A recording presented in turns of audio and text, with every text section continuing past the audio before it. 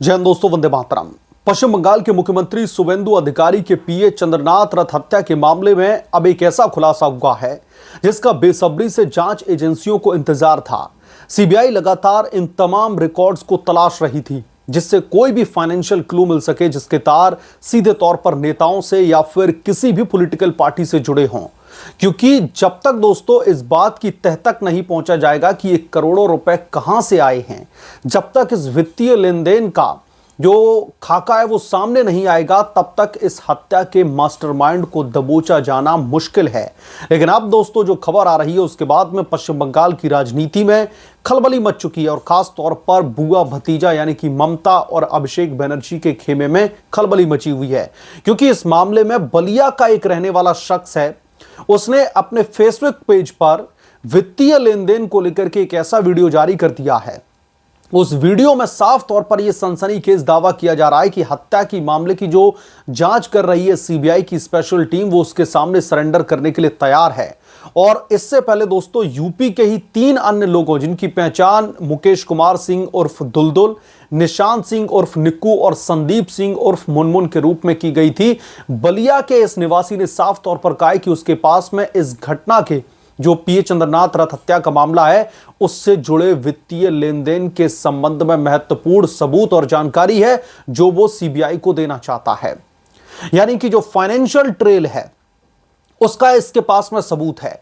इसके बाद में दोस्तों पश्चिम बंगाल की स्पेशल इन्वेस्टिगेशन टीम यानी कि एसआईटी ने 3 लोगों को दबोचा था, जिसमें एक बलिया का आनंद नगर का राज सिंह बताया गया था और पहचान की गलती के कारण उसको बाद में छोड़ दिया गया, जबकि अन्य 2 विक्की मौर्य और मयंक राज मिश्रा को जो है बिहार के बक्सर से दबोचा गया और उसके बाद में उसको बारासात की एक अदालत में पेश किया जाता है और फिर उसको कस्टडी में डाला जाता है। इस हत्याकांड को लेकर के दोस्तों अब सीबीआई के पास में वित्तीय लेन देन का जो सुराग है वो अपने आप चलकर सामने आ चुका है। सीबीआई के पास में जांच के बाद में जो है लगातार गिरफ्तारियां हुई थी। राजकुमार सिंह और विनय राय उर्फ पम्पम नाम के 2 अन्य आरोपियों को भी यूपी से गिरफ्तार किया गया था। राजकुमार सिंह की गिरफ्तारी बलिया और विनय की गिरफ्तारी दोस्तों वाराणसी से हुई थी। अब जिस बलिया के शख्स ने वीडियो जारी करके यह कहा है कि इस हत्याकांड की जो फाइनेंशियल ट्रेल है, जो वित्तीय लेन देन की जानकारी है वो मेरे पास में है, वो भी बलिया का बलडीही रोड पुलिस थाने के अंतर्गत आने वाले शीतला दवानी के निवासी ज्ञानेंद्र सिंह उर्फ मन्नू है। मोनू ने कहा है कि लगभग 2 महीने पहले से ये लोग लगातार यानी कि मुकेश कुमार उर्फ दुलदुल, निशांत सिंह उर्फ निक्कू और संदीप सिंह उर्फ मुनमुन लगातार इस शख्स से बलिया जिला अदालत में मिले और मुझसे बंगाल तक उन्होंने साथ में चलने के लिए कहा। यह वो शख्स का बयान है जिसने वीडियो जारी किया है। उनके कहने पर उसने गाड़ी सिर्फ गाजीपुर तक चलाई थी, उसके बाद में उसे कोई भी जानकारी नहीं है कि गाड़ी कहां पर गई या फिर उसका किस काम के लिए इस्तेमाल किया गया। दोस्तों संयोग से सरकारी रिकॉर्ड्स दिखाते हैं कि ज्ञानेंद्र कम से कम 11 पिछले अपराधों में शामिल था, जिसमें यूपी, छत्तीसगढ़ और बिहार में कुछ तकरीबन 4 हत्याएं भी शामिल हैं। वो गाड़ी निसान माइक्रा जो पहले भी कई हाथों से गुजर चुकी थी, ज्ञानेंद्र सिंह ने 1 मई को बलिया के ही एक निवासी जितेंद्र सिंह से 50,000 रुपए में खरीदी थी। चंद्रनाथ रथ हत्याकांड की जांच के दौरान उसका नाम सामने आया।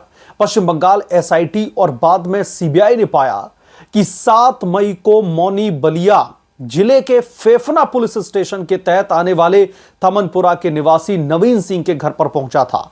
वहां पर उसने 5 पिस्तौलें, लगभग 45 राउंड गोला बारूद और मैगजीन क्लिप से भरा एक बैग छिपाया था।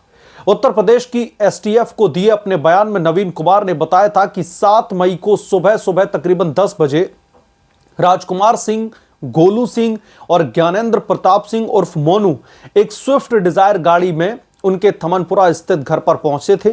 राजकुमार और गोलू तो वहां से चले गए, लेकिन ज्ञानेंद्र सिंह उनके घर पर ही रुक गया था। बाद में नवीन ने ज्ञानेंद्र को उसके घर जो था शीतलावाणी में वहां तक उसको छोड़ दिया, लेकिन गाड़ी से उतरने से पहले ज्ञानेंद्र ने नवीन को एक झोला यानी कि एक जो बैग था वो थमाया था, जिसमें 5 बंदूकें थी, 2 यूएस निर्मित ऑटोमेटिक और 3 स्थानीय रूप से बनी पिस्तौलें थी और कम से कम 30 राउंड थे, जिंदा कारतूस थे। अब आप लोग समझिए, यूएस मेड पिस्टल वहां पर थी, कहां से ये सारी की सारी जुगाड़ बैठाई गई, कहां से एक फॉरेन मेड एक पिस्टल आती है और इस कांड में इस्तेमाल किया जाता है। हालांकि नवीन ने यह नहीं बताया कि राजकुमार, गोलू और जो ज्ञानेंद्र सिंह है वो किस तारीख को उसके घर पर पहुंचे थे, लेकिन उसने यह जरूर माना कि अगले दिन जब उसे पता चला कि राजकुमार को रथ हत्याकांड के मामले में दबोचा गया है, गिरफ्तार किया गया है, तो उसने हथियारों और कारतूसों वाला जो बैग था वो नेशनल हाईवे 31 पर महिंद्रा शोरूम के पास में एक गोदाम, एक वेयरहाउस था, उसकी डेस्क के दराज में रख दिया था। बैग में एक Vivo V40 स्मार्टफोन भी था, जिसका इस्तेमाल शायद अपराधियों ने मध्यम ग्राम हत्याकांड को अंजाम देने के लिए किया था। शुभेंदु अधिकारी के पीए चंद्रनाथ रथ के हत्या के जो पुख्ता सबूत हैं वो इसी Vivo V40 स्मार्टफोन में मौजूद हैं। और इस बैग की बरामदगी भी दोस्तों उत्तर प्रदेश की जो पुलिस की जो STF की टीम है उसने जो है इसको ढूंढ लिया था और इसकी वीडियोग्राफी भी की थी। बंदूकों पर बने निशान, जिसमें 9mm US निर्मित ऑटोमेटिक पिस्टल भी थी।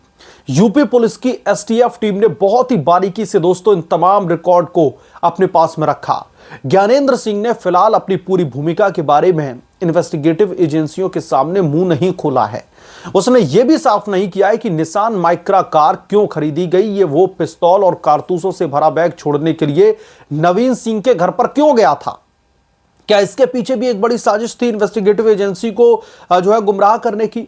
उसने मुकेश कुमार सिंह उर्फ दुलदुल, निशान सिंह उर्फ निक्कू और संदीप सिंह की संलिप्तता के बारे में ज्यादा कुछ नहीं बताया।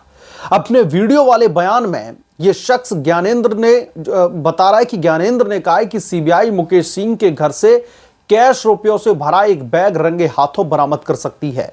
उसने कहा कि लखनऊ, गाजीपुर और बलिया में उसकी जो तमाम प्रॉपर्टी है उसकी जांच होनी चाहिए। 19 मई को छपरौली पुलिस स्टेशन, यानी कि जो पश्चिमी यूपी के मुजफ्फरनगर जिले में पड़ता है, उसमें कुछ जो है संक्षिप्त इंटरोगेशन के दौरान राजकुमार सिंह ने यह स्वीकार किया था कि उसने रथ को गोली मारने के लिए इस्तेमाल किया था। जो हथियार है वो हत्याकांड को अंजाम देने के लिए इस्तेमाल किया गया था। मोबाइल फोन हुगली नदी में फेंक दिया गया था। भले ही दोस्तों सीबीआई चंद्रनाथ रथ की हत्या के पीछे के मकसद के बारे में कुछ भी कहने से बच रही हो, लेकिन जांचकर्ता उन तमाम सुरागों पर काम कर रहे हैं जिससे यह संकेत मिलता है कि कॉन्ट्रैक्ट किलर को पैसे दिए गए हो सकते हैं। इसका एक संकेत राजकुमार सिंह की बलिया से हरिद्वार की यात्रा भी है, जहां पर कहा जाता है कि उसने गंगा में डुबकी लगाई थी और इस यात्रा में जितना भी खर्चा आया था उसको किसने उठाया था। इस खर्चे को उठाने वाले लोग कौन थे। खर्चा जिसने भी उठाया उनके लिए बहुत मुश्किल होता है, क्योंकि उस समय उनके पास में कोई भी नौकरी भी नहीं थी, तो यकीनन तौर पर उसका खर्चा किसी ना किसी ने उठाया है। राजकुमार ज्ञानेंद्र को काफी अच्छी तरीके से जानता था और इसका संकेत इस बात से मिलता है कि साल 2025 में राजकुमार का जो जन्मदिन है 1 नवंबर का, उसके अवसर पर ज्ञानेंद्र राजकुमार के रसड़ा स्थित घर पर मौजूद था। यानी कि ये सब लोगों ने मिलकर के किसी राजनेता के इशारे पर यह बहुत बड़ी साजिश को अंजाम दिया है। और अब जब यह शख्स थर-थर कांप रहा है, जब इन्वेस्टिगेटिव एजेंसीज का चारों तरफ लगातार जो है दबदबा दिखाई दे रहा है, जब चारों तरफ डंडे पड़ रहे हैं कानूनी, तो यह शख्स खुद आकर के फेसबुक पर एक वीडियो डालता है और कहता है कि मैं सीबीआई के सामने सरेंडर करने के लिए तैयार हूं और इस हत्याकांड से रिलेटेड जितने भी फाइनेंशियल ट्रेल है, जो वित्तीय लेन देन है, उसके मेरे पास में सारे सबूत हैं। और दोस्तों जो Vivo V40 मोबाइल का जिक्र किया जा रहा है, इसका इस्तेमाल शुभेंदु अधिकारी के पीए चंद्रनाथ रथ की हत्या के लिए जो है किया गया था। और इस मोबाइल में बहुत सारी ऐसी चीजें निकल कर के सामने आ सकती हैं जो सीधे तौर पर पॉलिटिकल कनेक्शन एस्टैब्लिश करेंगी इस मामले में। बहरहाल आप क्या सोचते हैं इसके बारे में, आपकी क्या राय है, हमें कमेंट करके जरूर बताएं। जल्द मिलूंगा किस दूसरे बड़े अपडेट के साथ में, तब तक के लिए धन्यवाद। अगर आप लोग चैनल पर नए हैं तो प्लीज चैनल को सब्सक्राइब करें, साइड में बेल आइकन को जरूर प्रेस करें, ताकि जब भी मैं कोई बड़ी खबर लेकर के आऊं तो इसकी जानकारी सबसे पहले आपको मिले।